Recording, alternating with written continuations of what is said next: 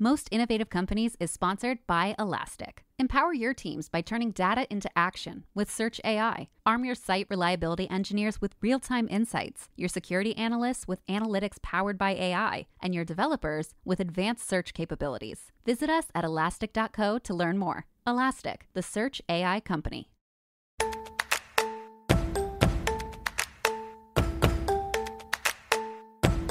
I'm Yasmin Gagne. I'm Josh Christensen. And this is Most Innovative Companies. On today's episode, Fast Company staff writer Jess Bursztynksy. They're like, well, the lockouts suck, but this is what regulators did to us, and we told them we were going to do this. So, that's on the government. Sucks to suck. Dr. Sophia Yen, co-founder of Pandia Health. One that irritates me is when people are like, I want less zits but more libido. And I'm like, it's one or the other. And as always, keeping tabs. A little bit more messy, a little bit more trashy. We're sick of the wellness green juice era. But first, here's the download. The news you need to know this week in the world of business and innovation. The aftermath of President Biden's poor debate performance continues. Y'all thought you could get away from this news by listening to our podcast, but too damn bad. Because it's hitting the business world now, too. Investors are bracing for higher fiscal deficits and inflationary policies under a potential Trump presidency.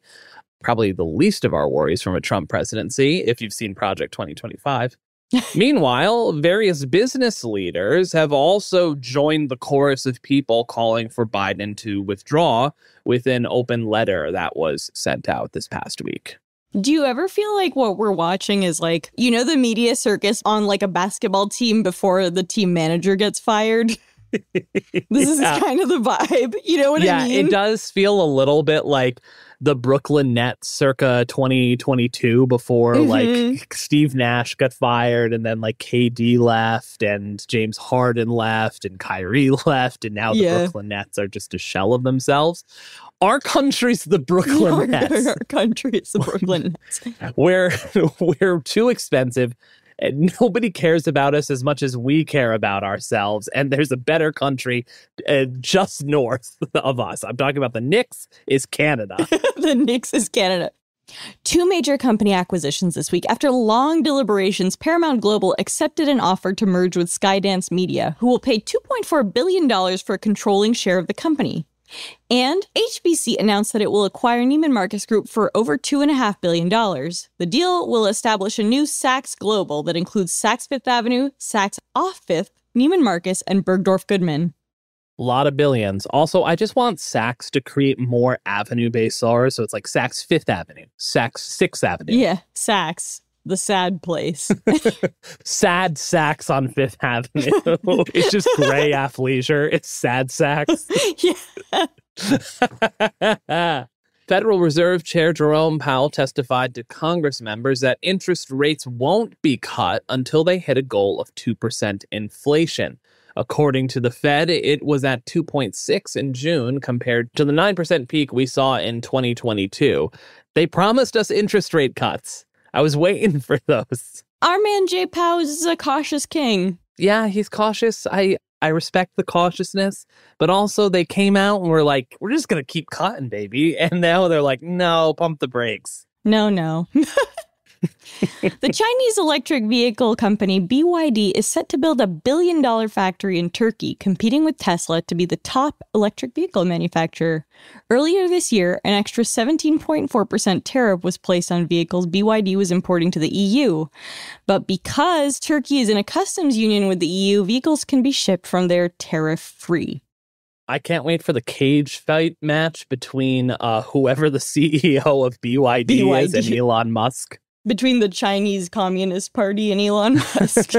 Xi Jinping get at Elon in the subtweets. That's the UFC fight. Enter the octagon. And finally, recurring guest villain of the newscast. Wait for it. It could be so many different people. Boeing has agreed to plead guilty to criminal fraud tied to two deadly 737 MAX plane crashes. And although the fines could be up to almost $500 million, the DOJ has asked for a previous fine paid by Boeing to be credited to this sum, cutting the total roughly in half. Imagine having so many fines and infractions, you're just like, can I get a rollover plan? Listen, at some point, like, how much is several human lives worth? Yeah, the courts routinely do put a price on human life, which is always grim. I know. And that's the news you need to know today. So, Josh, what is your favorite thing to eat when it's sweltering hot outside? My go-to is always like sushi. That's my like easy, warm weather, I want to treat myself with delivery food go-to. Honestly, it's generally speaking my go-to delivery food anyways. But I will also add into this Uber eating some Aperol and Prosecco and seltzer water to make myself a nice summer Aperol spritz. That's really my go-to warm weather dinner. I think that says a lot about me. What about you? What's your go-to? So I have this weird paranoia about like if I order sushi and then it's like outside for a while when it's really hot, I'm like scared of food poisoning. I could eat ice cream for a meal. I did it yesterday. Yeah. I know it's bad, but like that or like gazpacho. Are you ordering gazpacho from the place? I am Are not. you going onto Uber Eats and searching gazpacho and ordering that? I did just realize that doesn't make much sense. No. So the reason we're talking about food delivery is because today we're talking about delivery workers. Temperatures are hitting an all-time high this week. It is miserable outside in New York. Last month marked the hottest June on record, and some cities are seeing temperatures reach up to 25 degrees above average. Over 1,200 people die from extreme heat every year in the U.S., and in 2022, there were 43 confirmed heat-related workplace fatalities. But researchers think the actual number is in the thousands. Delivery workers are biking or driving around all day in the unbearable heat with very little protections on the job. We've asked Fast Company staff writer Jess Bursztynksy to join us and tell us a little more about all this. Welcome back to the show, Jess. Hey, thanks for having me. So last week, the Biden administration announced a proposed rule that would create heat protections for certain workers, including delivery drivers. Talk about what that legislation would mean for delivery workers. So it's exciting because this is the first major federal safety standard of its kind. If it's finalized, this is going to protect an estimated 36 million U.S. workers from injuries related to heat exposure on the job. Wow. So that includes farm workers, delivery and construction workers, landscapers, people in warehouses, kitchens. But I think it's important to note that this measure, I believe, protects employees, and the delivery companies view workers as independent contractors. I think that there's probably going to be a caveat. There definitely is going to be a caveat knowing these companies. What kind of heat protections do they have in place? Like, how are Uber Eats and DoorDash responding? So DoorDash told me that depending on the situation, there's a range of actions that they could take. So they share alerts during an event itself. I remember talking to them one time about an active shooting. Great. So they sent an alert to stay in place. Okay. Switching to customer pickup only. And then they can suspend operations in an area. So they can literally turn off the app for a few hours or a day or however long it is. I can't imagine them doing that very often. I don't believe it's used much. Yeah. And I love when these companies are like, we send safety tips, like drink some water. You're like, right. Right. This is basically like the alerts that Apple Health like gives you, where it's like, you need to move more today. You need to drink water. Have you drank water today? Or like when the TikTok lady pops up and it was like, stop scrolling, get off your phone. It's like when someone at work is like, no, you should log off at 6 and enjoy your weekends. But also, you have 12 things due on Monday. Yeah, that's it. That's accurate. Yeah. There's the other piece of this where they say people can always accept or decline orders without penalty. And, you know, DoorDash says the same thing of like, oh, you can choose how and when you dash. You can take a break. You can choose what hours of the day you want to work or choose not to work. But that's kind of disingenuous. They don't get paid if they don't work. This sounds a lot like the conversation we had around Lyft and ride shares. a few months ago to an extent where this is the nature of gig work overall, and this heat provision is not like the first in the past year or so, not the first like step towards maybe more equitable work that a government has made. Like here in New York City, we raised the minimum wage on delivery drivers, and I think there's like 60 something thousand delivery drivers in New York, so not a small amount of people, but it was not like a great rollout overall. Yaz, you've been writing about delivery workers as well. Can you tell us a little bit about that and this law going into effect? Yeah, so I worked on a piece about this in an upcoming issue of Fast Company, and friend of the pod, David Salazar, edited it and also did a lot of reporting, so I want to give him credit here too. I basically took a look at an advocacy group called Los Deliveristas Unidos. It's sort of like a union for delivery workers, and it's really important for them to be able to have some kind of like collective action way to talk to people because they're all contractors. And it's hard as a contractor to stand up to your employer or ask for better things. Through that piece, I basically learned that these companies are pretty nefarious. After New York City Council mandated a pay hike, UberEats, DoorDash, and Grubhub all filed a lawsuit, basically claiming that the economics wouldn't work, these companies wouldn't turn a profit, and the thing that they keep saying is basically like, people who order food will not be willing to pay the like $2 more. You know what I mean? Genuine question though, are these companies profitable? No, it's only Uber. But the thing is, like, you can't decide not to pay drivers as like the way to save money. Your system is broken in that case. You know, so basically, according to the Department of Workplace and Consumer Protections, after this law was passed, delivery workers made way more than they did before. Like, overall, this law has been good. But on a sort of individual level, a lot of workers haven't actually seen an improved economic position. And that's because delivery apps don't like NYC's pay hike and started really restricting the amount of hours people can book to work in the app. So basically, prior to this law being passed, a lot of the time you could just like log into the app and start working. Yeah. Now you have to reserve your hours in advance. And I talked to like a couple of workers who were like, you know what? I was working literally 12-hour days. And that law would have changed things for me because I would have been paid like quite a bit more for those hours.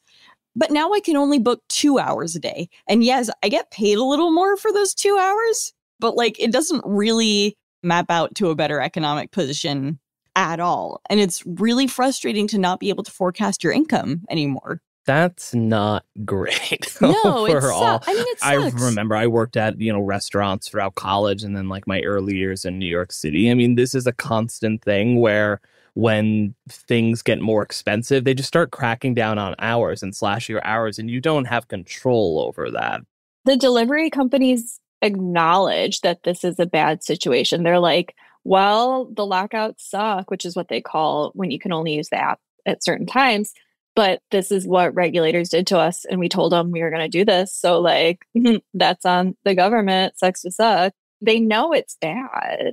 Do you know the hot dog sketch from Tim Robinson's You Want to Leave? That's what this feels like. Yeah. Someone drove a hot dog-shaped car through the window. We all want to know who did this. It could literally be any one of us. No, it couldn't. You're dressed like a hot dog. This is what it feels like. The company's being like, man, this is so unfair. But like, you're the hot dog. And also, there's a couple of things they've done. I don't know if you've ordered on DoorDash recently. I noticed this when I ordered on DoorDash and it's in the piece, but like there was a pop-up that was like, because of New York state law, we have to add a $2 fee to every delivery. And like, that's the government fucking you over. And it was kind of like, this is a little silly, guys. And also, speaking to some delivery workers, they were saying these companies have been sending them emails being like, the reason you can't book more hours is New York State. And it's a way for them not to kind of have solidarity with each other. You know what I mean? Like these companies want them to kind of turn against each other or not organize together. I guess to me for a while, I was like, these companies are just trying to make things work. I don't know. And then I saw some of those emails and I was like, that is so nefarious to me. Or like, it's really kind of terrible. A lot of companies have also been screwing workers over by changing the way people tip. tips traditionally, like the entirety of the tip will go to a worker. So the company's not losing money when people like tip less. This is like pure retaliation. But what a lot of companies have done, DoorDash is one of them, I think, is they give people now a tipping option after the order has been delivered rather than prior to the order being delivered. And what that means is a lot of people don't check their phones afterwards. You're like, my food's here, like whatever. And workers have seen their tips dramatically lowered. And I think that's also pretty terrible.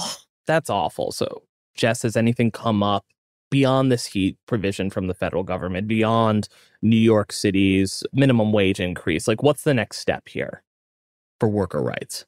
Since these workers aren't employees, they really can't do much. So they need people to advocate on their behalf. Our advocates are saying that they need further measures like ensuring a weekly number of hours of work. And New York State Senator Jessica Ramos introduced a bill that would require delivery apps to offer the opportunity to tip at checkout. Whereas, yeah, as mentioned, right now in New York, it's after your food is delivered.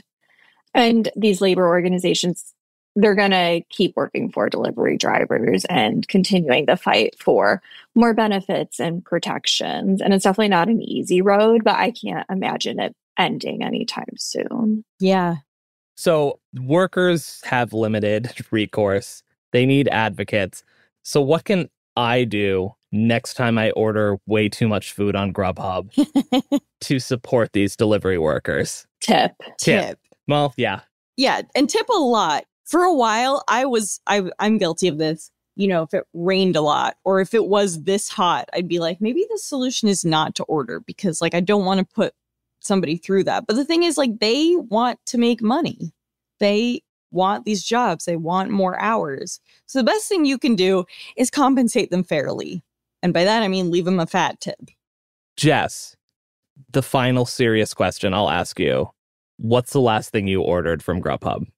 I've been on a pizza kick. Nice. Aren't you in San Francisco? Yeah, I'm in San Francisco. It's not a pizza town, is it? It's not. It's Domino's. And it's also low-key pretty cold here right now. So I'm like recording this in a sweatshirt and you guys are talking about extreme heat. Yeah, I'm jealous. Yeah, it's different. We'll be back with Jess for keeping tabs, but first, quick break followed by my interview with Dr. Sophia Yen from Pandia Health. In a world inundated with data, how do your teams find what truly matters? Elasticsearch AI combines generative AI with your proprietary data to find answers at scale in real time. Get quicker visibility into IT systems and remediate incidents faster, all while boosting operational resilience. Empower your security analysts with automated threat detection and equip your developers with powerful search capabilities to enhance customer experiences. Elastic provides the tools to turn data into action. That's why 50% of Fortune 500 companies use Elastic. Visit elastic.co to learn more. Elastic, the search AI company.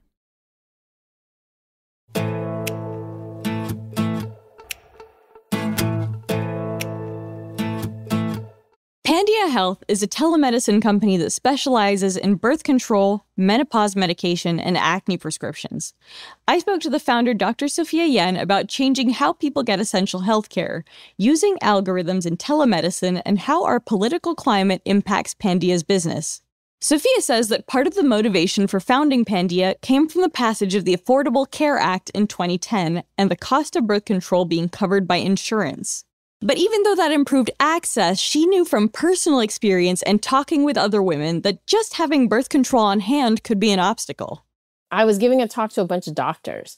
Why don't women take birth control? Why aren't they taking their birth control? And the number one reason was didn't have it in their hand. Yeah. Didn't have time to run to the pharmacy every single month. And I actually coined the phrase, I love hashtags, hashtag pill anxiety. So if you imagine 3 weeks of 7 and then that last week, and if you don't get to the pharmacy, you will hair on fire moment, right? Yeah. You are going to end up pregnant. You're going to bleed when you don't want to bleed. You can't have sex. It's all sorts of badness. And then insurance companies are the dark side. So if most of us run out our birth control pill on Sunday, and so being good people, we go the Sunday before and we're like, please fill my birth control. And then the pharmacist pumps it in the insurance, and the insurance goes, we only fill this 7 days before, come back tomorrow. And you're like, what? I have work tomorrow. I have meetings. I have conferences. I don't have time tomorrow. Hashtag better things to do than to come back tomorrow. And so that was the whole point of Pandia Health. Set it and forget it. Let us worry so you don't have to. No one runs out of birth control on our watch. And I made the company for me because I was sick of running to the pharmacy and I wanted someone to automate this. And I knew the computer could do it and that we could do it proactively in a pro-female way. If you have a prescription and you have insurance, you pay us nothing. And our whole goal is to ship you birth control until you tell us to stop and make sure you never run out. And we poke the insurance. Can we fill it yet? Can we fill it yet? Can we fill it yet? And then we try to fill as much as possible, 3 months, 6 months. Know that in 20 states, you can get a year's supply at a time. But I can tell you from owning a pharmacy, not many insurances are following that. But legally, they're supposed to do that. And then if you need a prescription, it's only $30 once a year to use our expert doctors with unlimited follow-up questions for a year about anything birth control, but only birth control because you only paid $30. And then we do a 10-week follow-up for people who are newbies or new to hashtag periods optional to be like, you having breakthrough bleeding? You having zits? You having munchies? And if so, our doctors have an algorithm that I built from personally prescribing 3,000 birth control patients in 2 years, looking at the side effects, and they can bump this up, bump this down according to your side effects. And with that, 82% of our people love the first birth control pill that we put them on. So I want to talk about the algorithm that you just mentioned. When you say bump this up, bump this down, like what are the things you're prescribing with birth control here? So it's actually the birth control pill itself. It's so important that people with uteruses and just educated people know that there are 40 different types of birth control pill, 8 different progesterones, 2 different doses of the progesterone, 2 different doses of the estrogen. And so it's mainly the progesterone causing a lot of these side effects. And so when you say, I'm having munchies or I'm having breakthrough bleeding, then this progesterone is better at treating breakthrough bleeding. This progesterone will give you more libido, but more zits. So that's one that irritates me is when people are like, I have zits, but yet I want less zits, but more libido. And I'm like, it's one or the other because they're like opposite sides of a coin. And for younger people, they have enough libido that they can take a little hit on their libido in exchange for really good skin. When you say algorithm, is it like a computer algorithm or how does that work? Yes. So when I say algorithm, it's asking what is their BMI, what is their age, what are the side effects that they're concerned about. And then the doctor looks at this list of drugs and we rank it from most likely give you zits, least likely give you zits, most likely to breakthrough bleed, least likely. And they have to balance the concerns of the patient between breakthrough bleeding and acne, usually in libido, those kinds of things. So it's not an automated computer situation, but in the future, we are going to ask people if they want to provide us their genetics because a lot of people have 23andMe or DNA Ancestry. And so if you're willing to upload your genetics, then we can run it into our system and say, based on the 30,000 patients that we've served to date and the follow-ups we've seen, this is generally what works. And if you have this gene, then this is the best birth control for you. This is the best menopause treatment for you. I want to talk a little bit about how the company is structured. So, the people who are making prescriptions on the platform, and I don't know if you use doctors or nurse practitioners. We're 100% doctors. Are they full-time on staff? Are they contractors? Do they do this part-time? What does that look like? Yes. So our doctors are compensated, I think, different from other physicians. One, they go through an extensive training for the birth control according to our algorithm. And 2, they get training for menopause as well. And then they're contractors and they bill by the minute. Some other platforms allow the doctors to bill by patients seen, bill by prescriptions written. We don't have any quotas. As long as you are bringing in more patients than it's costing to cover you, then we're good. Certainly, if you run extra slow, then we may consider terminating that, but we want every doctor to feel safe and comfortable when they sign their name to that medical record, because that goes legally in there and we're liable and they're technically liable as well. And we've got them covered from the insurance point of view. Now, I know that regulations around prescribing differ by state. And you provide healthcare in quite a few of them. I'm curious how things differ for you by state or what kind of regulations you've had to get around. What's been amazing about COVID is it expanded the use of telemedicine. What's not cool is that some medical boards in some states have defined telemedicine as has to be a video or a phone. And so we do asynchronous telemedicine. And asynchronous telemedicine, I think, is particularly good for confidential stuff. The research has shown that if I do a video, a phone, and I ask you, how many sexual partners have you had? When was your last period? You may feel judged. So our listeners understand asynchronous means they enter information into a form that could be reviewed at a different time by a doctor. Is that fair? Exactly. So the patient enters a form 24/7 and a doctor then reviews it 24/7, but they're not directly connected live at the same exact time. There have been obviously a lot of abortion restrictions lately. I'm curious whether that's changed the climate for any of the services you provide and whether it's affected the company in any way. Yes. With the reversal of Roe v. Wade, the Dobbs decision, we saw a 3x increase in our birth control services. And I thought it was just going to be a temporary blip, but those of us with uteri really woke up and said, if I can't access abortion, I really need to get my birth control under control. And we expected only a bump in like Texas or, the more conservative states, but we also saw it in New York, where there are pharmacies on every corner. But again, hashtag better things to do than worry and run to the pharmacy. Automate your birth control, get it delivered, set it and forget it. Let someone else worry, not you. Menopause has really emerged as a big field, I would say, over the past couple of years. What are the treatments that you offer? Is it just treatments to treat the symptoms, or what does that look like? Certainly, everybody should be on a multivitamin. Everybody should be getting enough vitamin D and calcium.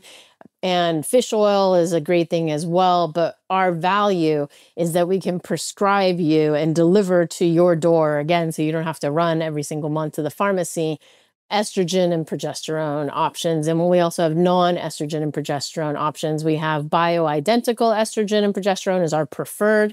But if for some reason your insurance doesn't cover it or you don't like the options there, then there are non-bioidentical. And then if you can't do estrogen, there's a little antidepressants, not for antidepression, but it has been shown to work for hot flashes. And then there's alternative selective estrogen receptor modulator drugs that are more expensive, usually not covered by insurance. So that's the gamut. But in general, most people's symptoms will be treated with estrogen, and the progesterone will help with sleep, and the progesterone will also prevent uterine cancer, because you can't just do estrogen. If you have a uterus, you need progesterone to block endometrial cancer.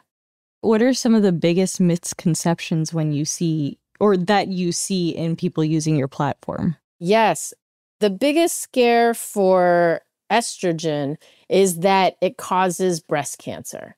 And so the research has shown that at the levels of transdermal estrogen, there's very little risk, if any, of breast cancer from hormonal replacement therapy. Not from birth control levels, but from hormonal replacement therapy. And that the risk is actually from the progesterone of breast cancer and not so much estrogen. So don't be afraid of estrogen.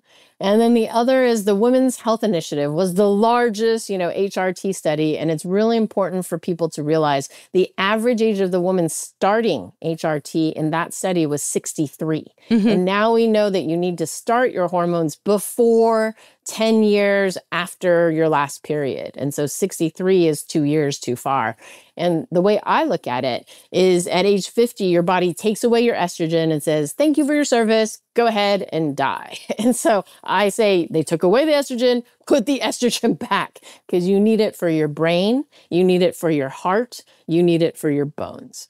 Technically, the guidelines say we can only provide hormonal replacement therapy for hot flashes, night sweats, genital urinary symptoms. So as I like to call it, sandpaper vagina, or painful sex or recurrent urinary tract infections. A lot of people don't know that one. And then if there's a family history of osteopenia, or if you're at risk of osteopenia, and for all those people of color who are lactose intolerant like me, that is you. If you aren't getting your calcium and you have a risk of osteopenia, you qualify for hormone replacement therapy. But for weight gain, depression, that kind of stuff is not an indication currently to write for hormonal therapy. But if you have the other stuff and we give you estrogen, probably going to help you. And I think we're going to see in the future a little touch of metformin will help for the metabolism thing that we're seeing with a lot of women in menopause.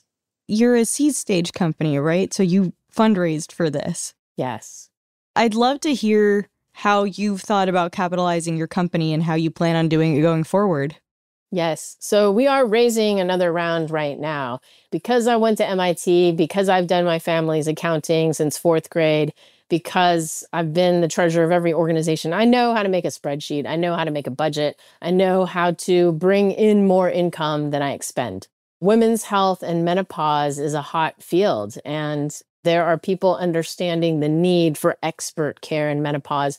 When we raise this round, we will have enough funding to take us to profitability, and then we won't have to raise again. So I'm very excited about that. And we'll have a $1 billion valuation by 2026, 2027. Right. Thank you so much, Dr. Yen, for coming on the show. I appreciate it. Thank you so much for having me.